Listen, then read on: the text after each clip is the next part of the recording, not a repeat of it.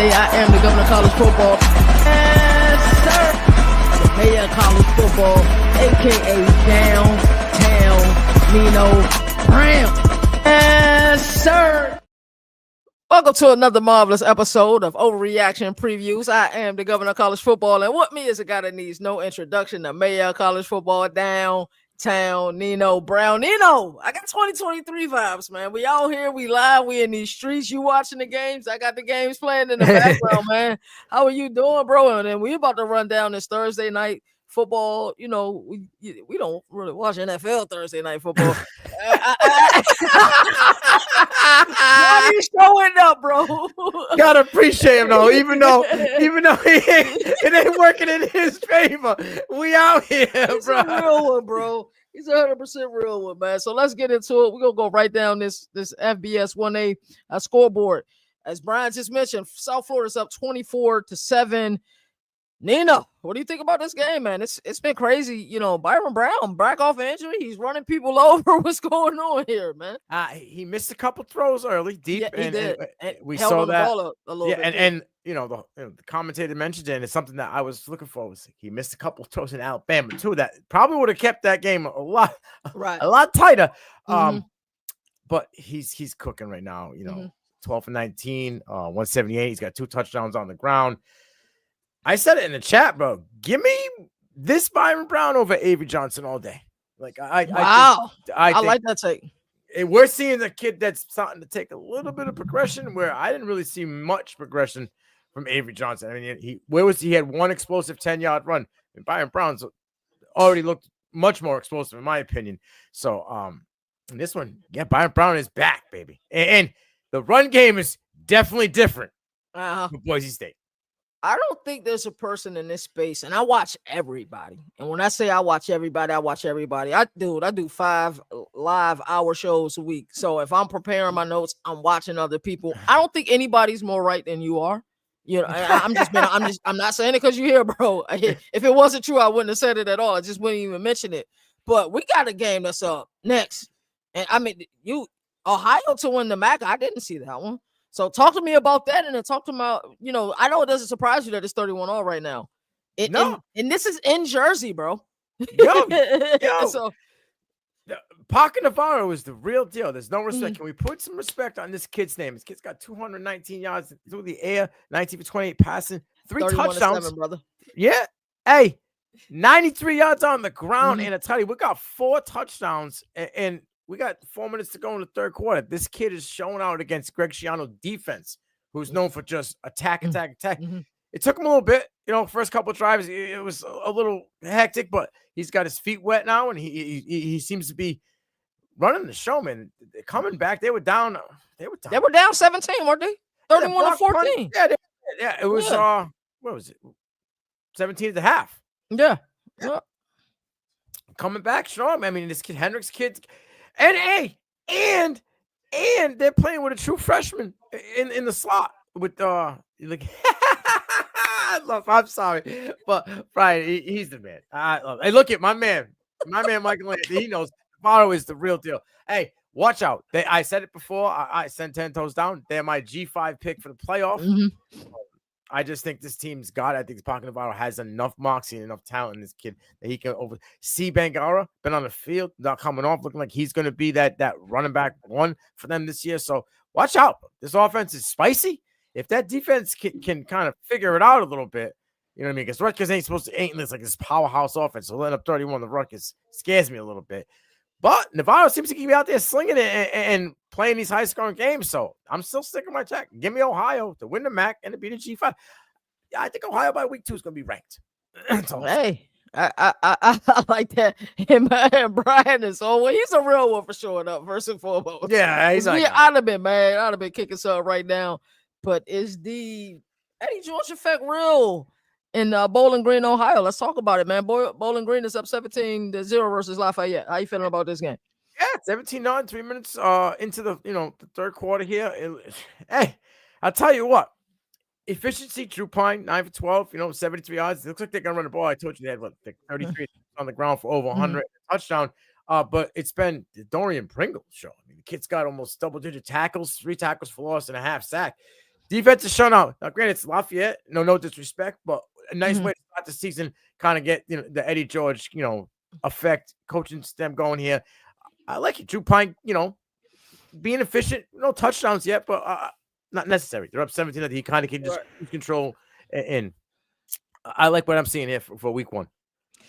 I do too. I think when you look at Eddie George going there, I think we all know that Urban Meyer kind of had a lot to do with that, with getting them there, because he did an outstanding job during his tenure at Tennessee State. But on the greener pastures, man, being able to coach at the FBS level, at the G5 ranks, not bad at all. Let's get to this game with 2 minutes left in the second quarter. East Carolina is down 17-7 versus NC State. What are you seeing in this game, brother? We want to talk about quarterbacks that we wanted to see take progression. CJ Bailey's taking progression. Yeah. I've seen some dimes already. The touchdown to Grimes was a money throw. It was like 2 plays previous to that. He had a kid to the sideline. Absolute. Like, he is balling. He's taking these steps. He's 17 for 23, 175. He does have an interception, but he does have a touchdown set. He's got one on the ground as well. Hollywood Smothers, I'd like to see a little bit more out of him, averaging 3.3 on the ground. I know he was someone that a lot of people talk about in the college fantasy world. So a guy that I like that I wanted to get a little better is Parker Jenkins, running back out of East Carolina. I got big hopes for him this year. I think he's going to lead that room. He's a super explosive guy, cut on a dime. But Caden Hauser doing well. For East Carolina, he's taking over. It seems like he's not. No cobwebs. He hasn't played in a while. He's not that thick to dust off. He seems like he's doing all right. But down 17-7 going into halftime. Maybe they can come out here. 1 score. They even get a field goal or something come out of the half. It's a manageable game. So it'll be interesting. But I like to see what I'm seeing out of the Grimes Bailey connection and the fact that Bailey has taken that step. I mean, he pushed a lot of people out of NC State when he kind of took over. So we currently got a delay down in Orlando right now between Jacksonville State and UCF. So we're going to bypass that game. Right now we're at halftime. Delaware, the Blue Hens, who've now moved up to the FBS ranks. They're in Conference USA. They're up 14-3. What are you saying in this one? This is the first game for Deshaun Jackson for Delaware State, right? As the head coach. Seems to be like they're kind of struggling to find an identity on offense. Delaware, the more experienced team. What I want to see, though, who's going to be taking over for Marcus Jones at the running back? It seems like they're kind of running 3 different guys right now. So I want to see who's going to be that one, because he was the home run hitter. Unfortunately, Jones got cut by the Saints just recently, but we'll see if he can land somewhere else. But in-state game, this is big. It's a big game right here. This rival. You want to talk rivalry? Started out week 1. You're playing, probably like 5 miles down the road. You know what I mean? Mm-hmm. I like it. So right now we got another game delay. Yeah. There's a few places that have inclement weather right now, so we're gonna bypass that one. Wyoming was driving against Akron. I believe they missed the field goal attempt that they just had, so they're only up 3-0 versus Akron. I'm a little disappointed in Wyoming at the moment because Akron isn't good at all. How you feel about this game? I'll just say Debbie Darlings. Mm-hmm. Chris Durr. I love it when you do it right. Durr. 3 receptions, 66 yards, baby. All right, the kid's here. So I think he's a sophomore, redshirt sophomore. We talked about this kid. He's outside presence, right? He can be that guy for them. Anderson's the new quarterback over there. Watch out. I mean, obviously 3-0 isn't what you want to see, but you're seeing this kid on the outside kind of winning when they can get the ball out to him. So when Anderson's, he's 9 for 20. And majority of those the 97 yards coming from Durr. So it's him. It's been him and only him. We need better quarterback play is what we need. And I mean, this should be a 21-0. I agree with you. So we're gonna move right along. We got a big game coming up at 9:00. This game is happening at the Kansas City. Oh, what's happening, T now? Oh boy, in Arrowhead. Yeah, Brian is a little peed off right now. So we got Cincinnati versus Nebraska. I think this is a game that Nebraska has an outstanding opportunity to let everybody know, hey, you guys were hyping us up in the preseason, but we are officially here. But I tell you, this matchup, Cincinnati is better than advertised. That's what I will say right there. How do you feel about this game? Give me some popcorn. I'm all in on the Cornhuskers here. I honestly think this is a statement game for them, right? I think we're going to see, what Dana Holgorsen kind of decided to take over this offense down the stretch. Right. We'll look at Nebraska did down the stretch, right? With it, Mhm. Dylan Raiola started to come about, and we started seeing it. We saw Emmett Johnson kind of break out last year a little bit. I think with that line up front, bigger and better and badder, you're going to see a little more Emmett Johnson. And that wide receiver room is stacked. Like It is. people are sleeping. Dane Key's there, okay, but people are sleeping on Ja'Cory Browning. Like Ja'Cory Browning is an absolute stud. And I already made a post once. I don't want to reiterate myself again about Nazir Hunter. I'm about to say they might not have seen the post. Yeah, you can go ahead and reiterate. This kid coming from Cal. This kid's an outside threat. This kid can go contested catch, boundary awareness, right? He can beat you off. Don't try to jam because he'll beat you off the line of scrimmage. He can pull away, deep downfield. He's got a good route tree. They're loaded. In a way, they have a kid also in Jarian Bonner who's been there for a few years. Big bodied kid, played through it. They moved to the tight end. Now he's back to wide receiver. They are loaded in the wide receiver room. They have 2, 3, maybe 3 running backs, but it's going to be more Emmett Johnson from bulk of it. And Dylan Raiola established himself last season. I mean, I don't know what else more he has to do. People may hate on him because he, Patrick Mahomes looked like, but he is legit. Now on Cincinnati, I love Sorsby, but Dylan Raiola, in my eyes, is a better talent. I think that's 100% accurate. I think that the Cornhuskers, Matt Rule, they're making a statement in this one. Mm-hmm. The 6.5 favorite. They want to pick my lock for this for tonight. I think that they're gonna run it up, and I'm not discounting Cincinnati at all. Mm-hmm. All right, but I just think that. I think that's what the expectation should be. I mean, you look at Cincinnati, Scott Satterfield, in my opinion, his seat isn't as warm as some other seats around the nation, but I believe it's heating up. So they need to put out a good shoulder. I like Brendan Sorsby. I had an opportunity to speak to him at Big 12 Media Days.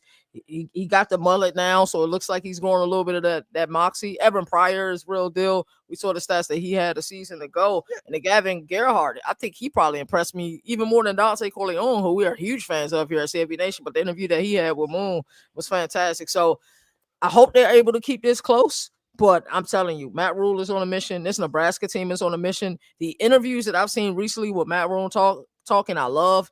The interview I saw with Dylan Raiola, I forgot what show it was on, seeing how he was talking. The Nebraska kids, yeah, I saw that. Yeah. Like you see that he had your haircut first. Yeah, and he did. he did. I didn't know that. So you learn something new every day.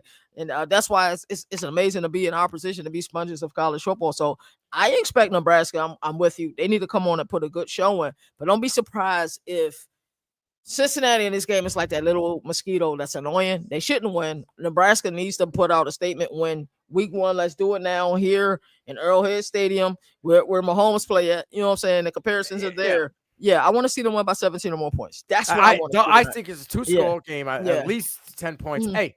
It's 65,000 reasons. Right. Why Nebraska should, Cincinnati ain't nothing about that.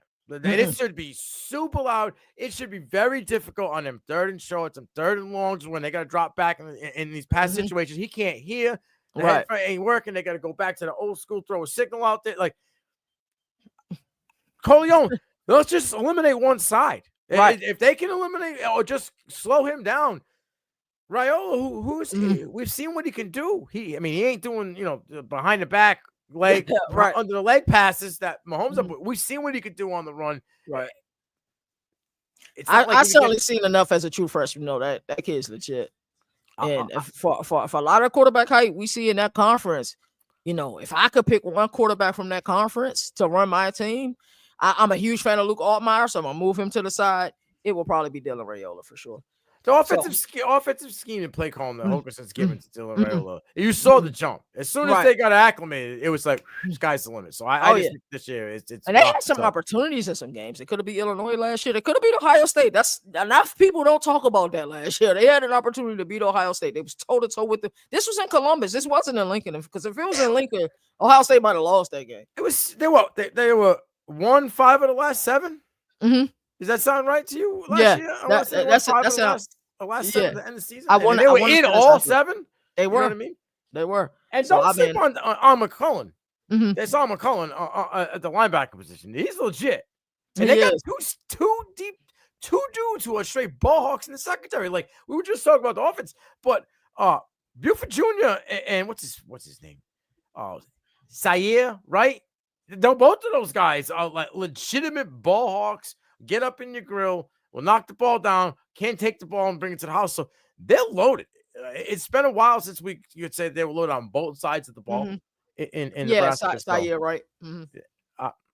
I think like I would be honestly disappointed if it wasn't 14 or more. Yeah, I'm with you there. Like they need to put on a show tonight. I know I'm going to watch it. I'm actually the moment we leave this show, I'm going to run and grab me something to eat. I'm ready to watch this game. Like I'm ready to be locked in. So we got 2 more previews to do. We got real quick. Hey, Duke only up 10-3. Darian Men's 11-17. That's bothering me. That's living reefer in my mind because I didn't think Manny Diaz got enough credit for the job that he done in Durham last year. So and Horace Henry, 2 touchdowns already, 1 through the air, 1 on the ground, taking over transfer over from TCU. Was it TCU? Yeah, TCU. That scared me a little bit. So we got another game we're going to talk about. We're going to talk about the game that's tomorrow. We got Baylor versus Auburn. Thank goodness Fox and YouTube TV was able to get their act together. Oh boy! I promise you, I will.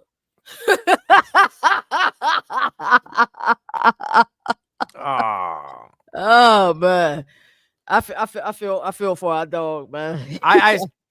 They need help. They need help. Gasping for air. They do. So, how you feel about this game? I think this is one of these games where you know where I stand. I know where you stand. So it'll probably be best if you talk about the Auburn side and I talk about the Baylor side, and then we can break it down, man. That's fine. I get there, home team favored by less than a field goal. Yeah, I know your rule, and I love that rule by you too.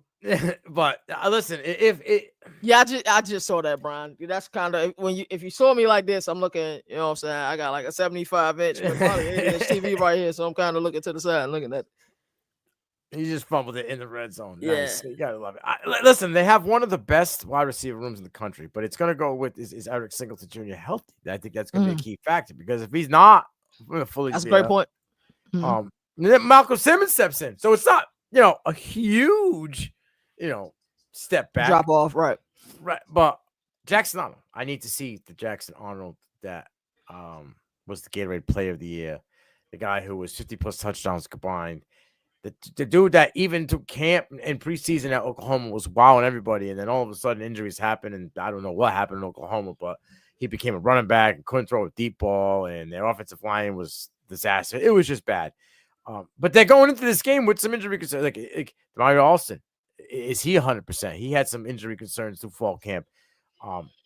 It's going to be, I think this is going to be a heavy run game on both sides of the ball as well. I know that Baylor has some injuries. They lost somebody for the year. That one hurts. That one hurts my soul so much because he brought so much balance to that running back room. And they don't got another guy like him on that roster. They don't. He was part of the Thunder and Lightning to that game. But they're big. Auburn's big and loaded on both sides of the ball in the trenches, and I think it's been quite some time since we've seen that. We have Cam Coleman's going to have his day. We all know. Oh, you're not going to stop him. You can't. No chance. They're going to put Tevin Williams on him. Tevin Williams is a cornerback I respect in the Big 12, but we know Big 12 defenses aren't that good, even though Dave Aranda is a defensive-minded coach. And I do like some of the pieces they have on this defense, but Cam Coleman is going to get his. You're not going to stop that. So Kobe Bryant was a dog at Kansas. He got cut by the Falcons. And I love the kid, and I think he's going to get picked up somewhere, but it is what it is when it comes to Big 12 defense. So, yeah, that room with the running backs, Perry Thompson has to show up. We waited all year. He was late to enroll, had an injury, never kind of took off. This is a 4-star kid that's kind of forgotten about because we had the Malcolm Simmons breakout, the Malcolm Simmons, in the news, and then you had Eric Singleton coming over, now Eric Singleton's injury. So you haven't really heard anything about Perry. This needs to happen. This kid needs to have some kind of breakout, and it needs to be in this case a big game. This is a big one on the road to start the season off. They got to get after Sawyer. They got to make. They can't allow Sawyer Robinson to be comfortable in the pocket. They need to bring that pressure. So you're gonna need Riddick and Woodard Jr. to get in there, and shoot the gaps and move. But he's mobile and he makes great throws on the run. So I guess it's pick your poison. Hope that he gets on the run and breaks off a route and somebody can get after him. Jay Crawford is still there, so don't sleep on him in that secondary for the Tigers. I think he's an absolute dog. This may be one of the few games. I don't want to say the only game, but like whoever wins this game is automatically a statement victory. Like, Agreed. If Auburn marches into Waco and and leave out of there win. Oh, they're for real in my mind. Yeah. The way Same thing with Utah, UCLA. Yeah. Yo, that's one of my upset alert games. I promise you that's one of my upset alert games. So I'll talk about the Baylor side, and I always talk about their offense. So I'll start with the defense. There's players that I like at every level in this defense. Off the edge, I love the kid, Matt Fobbs-White. I think he brings a tremendous amount of pressure off of that edge. So can he make Jackson Arnold uncomfortable early? That'll be, the speaking piece for me, and at the linebacker, bro. Keaton Thomas. I like him a lot, and I like Travion Barnes a lot as well. They're gonna be dynamic because if they can, force Auburn to be one-dimensional, and kind of monitor the passing game, I think that's gonna be a key to victory. But if Auburn has balance in this game, I honestly don't think that Baylor has a chance to stop them. If they're able to run the rock and pistol, they're going to be in trouble, man, 100%. And then on the back end, I talked about Tevin Williams. I also like Carl Williams, the fourth. On the back end offense, you've already named some of the players. Sawyer Robinson, I really love when he's on a run a little bit. It's not what they call it, like a side. It's like a 3/4 pass that he likes to do. Yeah, it's I love it. That's when I know he's in that mode, when he's like, what I'm saying, he's on the move a little bit, and that 3/4 throw that he likes to throw. It's not quite a sidearm throw, but yeah. That's when I know he's comfortable. But the Pendergrass, bro, that you hit that one on the nail. They got to keep clearing this past week. It might be the past week and a half with the kid Ashton Hawkins, because it wasn't positive whether he was going to be able to play this year. I think he adds, tremendous depth to this wide receiver room. Kobe Prentice, I think I told you before that I like that get. I thought it was a sneaky portal get. Josh Cameron, all purpose. He's going to get nasty in kick returner. He's going to get nasty at punt returner.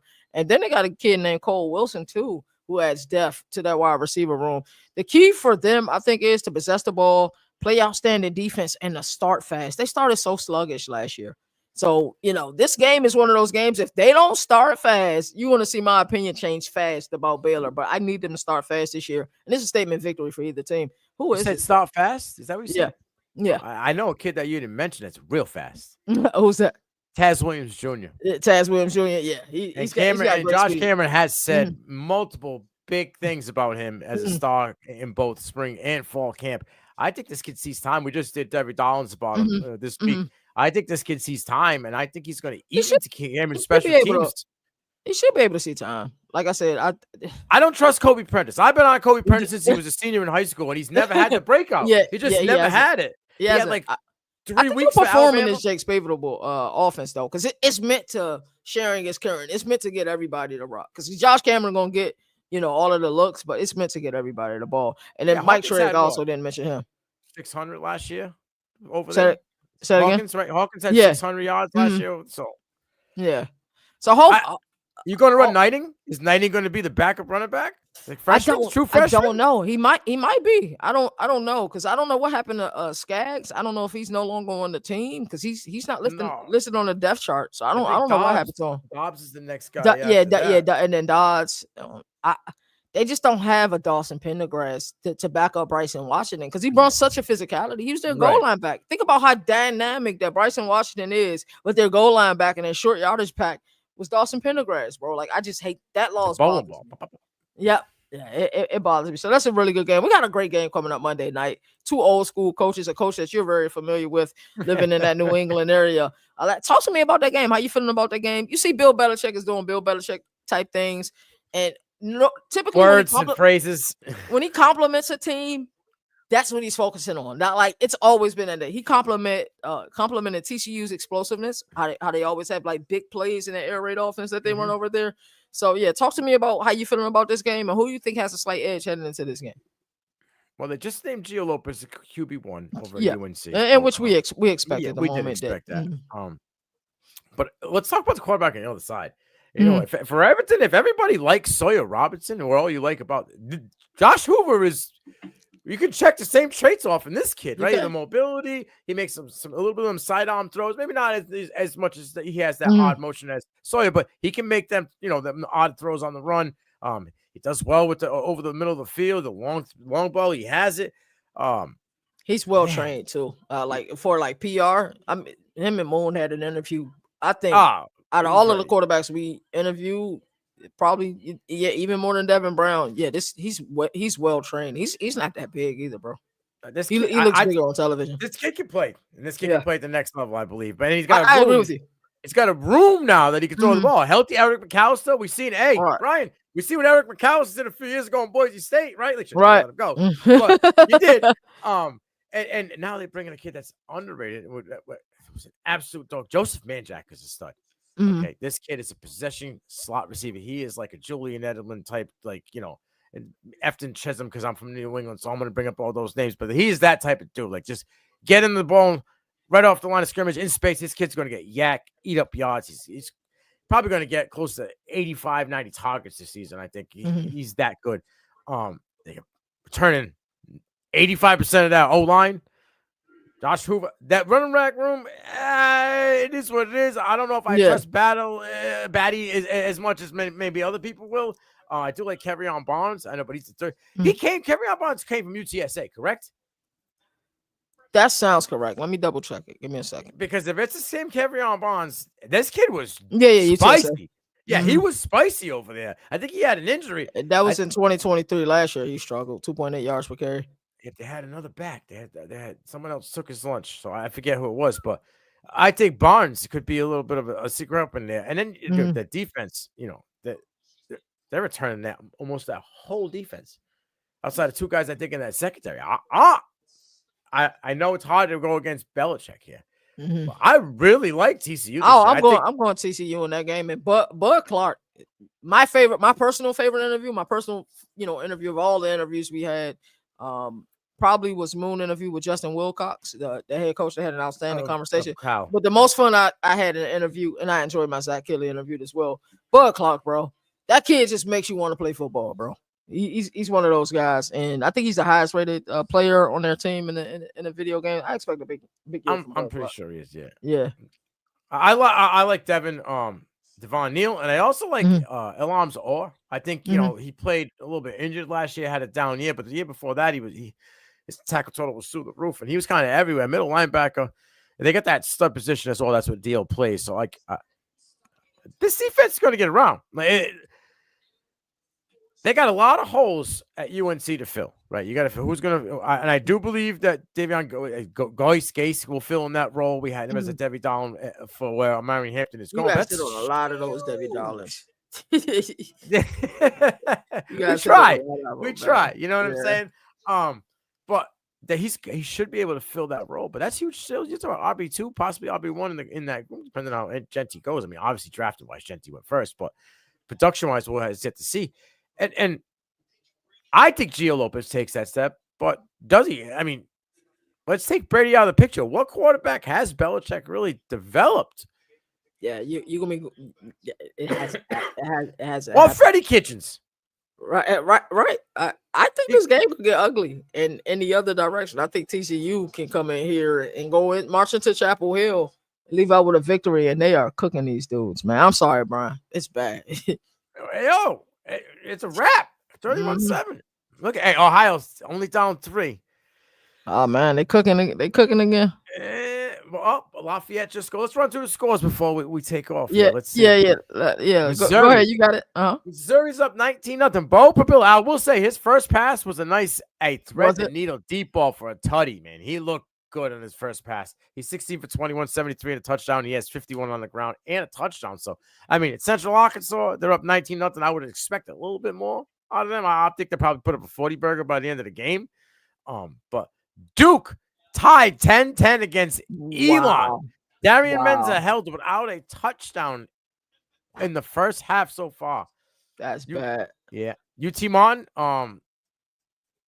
he's got the ball back. They got the ball on their own 37. They're down 17-7. Again, like I mentioned, Horace Henry has 2 touchdowns, 1 on the ground, 1 in the air.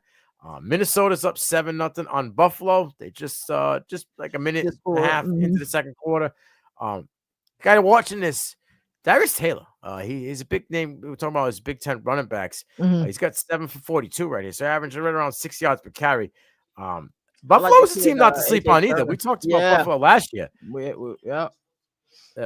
I know. I think now. Correct me if I'm wrong, but I'm pretty sure Nate Robinson's is Nate Robinson. No, not Nate Robinson. Nate, who's the guy that's? I'm gonna get this. Outside receiver. He's on the NFL show. His son plays for Buffalo. You Why am I drawing a blank right now, KT? We talked about him already. Nate Burleson. Burleson, yes. Yeah. His son plays on there. So yeah, there's two guys to watch for Buffalo. It's AJ Henderson, who I think is a great running back. Obviously, they're struggling right now. Yeah, struggling. And then I could be wrong, but I want to say 60th senior Tyquan Robinson, right? He was in the same class as Bo Nix. Oh wow. Yeah, I'm almost 100% positive he was in the same class. And I love their linebacker, Red Murdoch. He's a baller. Oh, Buffalo? Yeah. How about Sean Dolick just beating out Chris Paul Jr. at the Rams, bro? Really? Sean Dolick was a undrafted or a 7th round pick. He just beat out 3rd round pick Chris Paul Jr. They cut Chris Paul Jr., bro. Cut him. Cut a 3rd round, bro. And Sean Dolick won the job, bro. Wow, that's impressive. I don't keep up with the NFL much, but that's impressive. When I see stuff like that, it take you back. Anything else you want to talk about before we get out of here? Connor Wegman got a touchdown. Houston up 7-0. Oh yeah, we need to see something on Connor Wegman this year. I think he needs to have. I'm excited for him. They got I always talk about the have-nots. They got McCutcheon, the kid that was on Friday Night Tykes, and he was at Oklahoma. And, now he's in Houston. He was there. We interviewed him at, media days, talked to him a little bit about the Friday Night Type show, which is a show I watched in 2016, 2017. That show was out. And it's crazy to see that, I thought it would be Marcel Miller, the one who would be talking about, once he got older. Right. It was actually McCutcheon, who's the kid that made it off of the show. So real quick, though, before we wrap this up, we talked about Ed Orgeron, and we talked about him possibly taking that UAB job. UAB is only up 10-7 against Alabama State. I didn't want to say it, but you mentioned it. It's going to be a long year for UAB. I don't know if Trent Dilfer makes it out the first quarter. First head coach fired. I agree with you because he's already not well liked. He was never well liked. Yeah, a lot of people put up with him, but I don't think he makes it out the first quarter of the season. He's the Doug Gottlieb of football, bro. He's the Doug Gottlieb of college football. I'm sorry. Yeah, he might be the first coach fired. I think I gotta agree with you, man. But this is fun. Hopefully, we can do this again next Thursday. Absolutely. I think we talked about a rotating cast. Yeah, Dino will probably be on next week at some point. Maybe even him and Boomer. Once he's he's back and well rested, we can get him. I think this will be fun. We do this every Thursday. The live look-ins are so dope. I probably could have screen shared and put up the screen so we could have been on the side while that's up. But we'll talk about that. As I always like to say, there are no more victories in the sport that survive in advance. That's why college football has the greatest regular season. Week 1 is here, ladies and gentlemen. You all take care. Yes, sir. Today I am the governor of college football. Yes, sir. The mayor of college football, a.k.a. Downtown Nino Brown.